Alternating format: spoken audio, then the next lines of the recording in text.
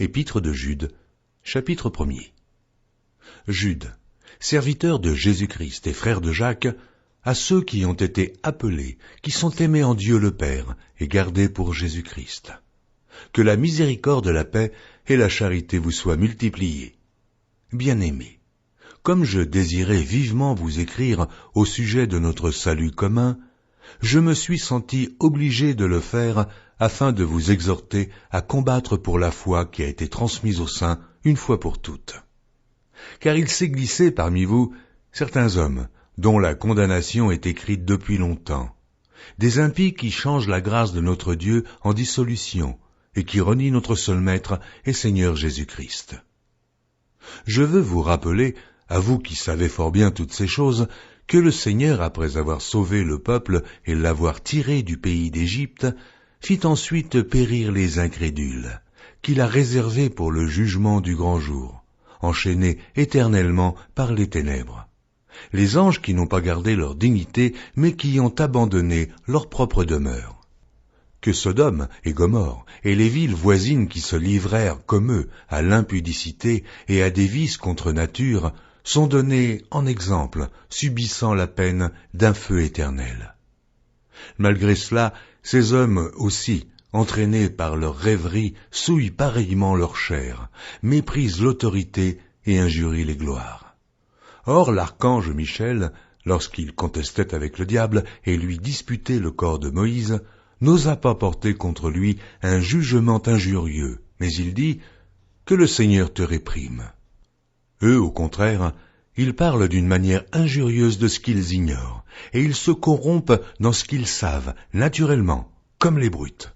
Malheur à eux, car ils ont suivi la voie de Caïn, ils se sont jetés pour un salaire dans l'égarement de Balaam, ils se sont perdus par la révolte de Corée. Ce sont des écueils dans vos agapes, faisant impudemment bonne chère, se repaissant eux-mêmes.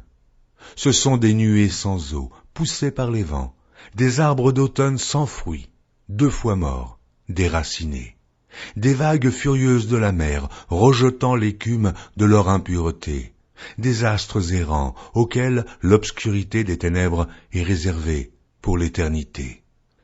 C'est aussi pour eux qu'Enoch, le 7e depuis Adam, a prophétisé en ces termes.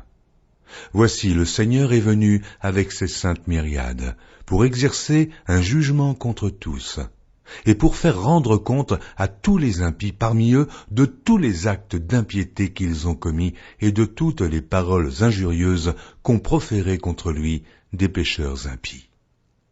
Ce sont des gens qui murmurent, qui se plaignent de leur sort, qui marchent selon leur convoitise, qui ont à la bouche des paroles hautaines, qui admirent les personnes par motif d'intérêt. Mais vous, bien-aimés, souvenez-vous des choses annoncées d'avance par les apôtres de notre Seigneur Jésus-Christ. Ils vous disaient qu'au dernier temps, il y aurait des moqueurs, marchant selon leur convoitise impie. Ce sont eux qui provoquent des divisions, hommes sensuels, n'ayant pas l'esprit.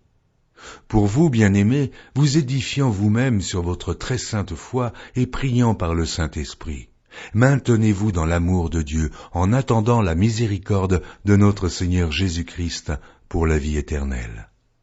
Reprenez les uns qui contestent, sauvez-en d'autres en les arrachant du feu, et pour d'autres encore, ayez une pitié mêlée de crainte, haïssant jusqu'à la tunique souillée par la chair.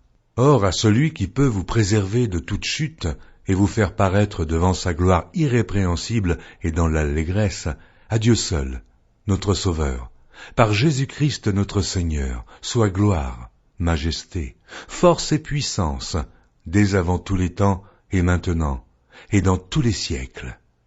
Amen.